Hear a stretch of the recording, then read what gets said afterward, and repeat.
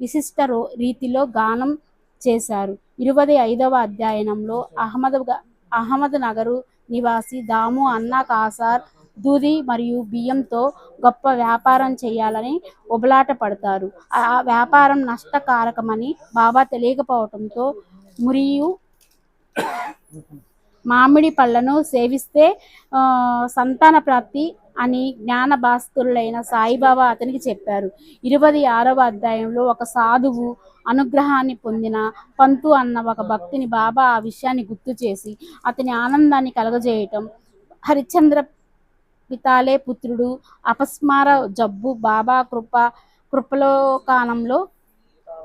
కృపాలోకానంతో తొలగిపోవటం మరియు పితాలేకు బాబా 3 రూపాయలని ఇచ్చి నీకు ఇదివరిలో 2 ఇచ్చాను వీనిని పూజించి అని చెప్పి కథ.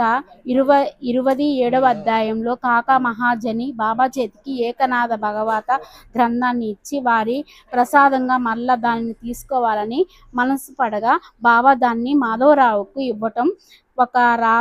ఒక రామదాసు పుస్తకాలలో విష్ణు సహస్రనామం పుస్తకం ఉండగా బాబా దాన్ని రామదాసుకు తెలియకుండా తీసి దానిని కూడా మాధవరావుకి ఇస్తారు. మాధవరావు విష్ణు సహస్రనామం పుస్తకం ఇచ్చి సాయి దయా